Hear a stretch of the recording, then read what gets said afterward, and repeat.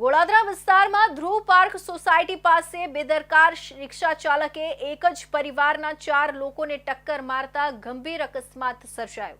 ઘટનામાં એક મહિલા અને એક બાળકી ઈજાગ્રસ્ત થયા છે, જ્યારે અન્ય સભ્યોને નાની મોટી ઈજાઓ થઈ છે. આખી ઘટના સીસીટીવીમાં કેદ થઈ છે અને પોલીસે ફૂટેજના આધારે તપાસ શરૂ કરી છે.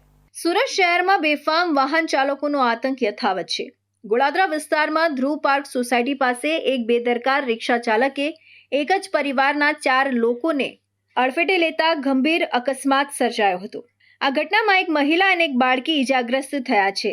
આ સમગ્ર ઘટના નજીકમાં લાગેલા સીસીટીવી કેમેરામાં કેદ થઈ ગઈ હતી. સીસીટીવી ફૂટેજમાં અકસ્માતની ભયાનકતા સ્પષ્ટપણે જોઈ શકાય છે. ફૂટેજમાં એક મહિલા તેના નાના બાળકને ખોળામાં લઈને ચાલી રહી છે, જ્યારે તેની પાછળ બીજી એક મહિલા અને 2 બાળકીઓ ચાલી રહી છે. આ પરિવાર મંદિરે જવા માટે નીકળ્યો હોવાનું જાણવા મળ્યું છે. આ દરમિયાન પાછળથી પૂરપાટ ઝડપે એક રિક્ષા આવે છે અને બેફામ રીતે પરિવારને ટક્કર મારે છે. ટક્કર એટલી જોરદાર હતી કે રિક્ષા પણ પલટી ખાઈ જાય છે. અકસ્માતને પગલે રિક્ષાની ટક્કરથી મહિલા અને એક બાળકી ઈજાગ્રસ્ત થયા છે. એક બાળકીને ઈજા થતાં તેને તાત્કાલિક સારવાર માટે હોસ્પિટલ ખસેડવામાં આવી છે, જ્યારે અન્ય સભ્યોને પણ નાની મોટી ઈજાઓ થઈ છે.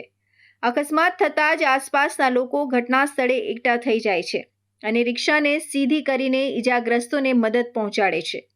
આ સમગ્ર મામલે અત્યાર સુધી ગોળાદરા પોલીસ મથકમાં કોઈ પણ પ્રકારની ફરિયાદ નોંધાઈ નથી.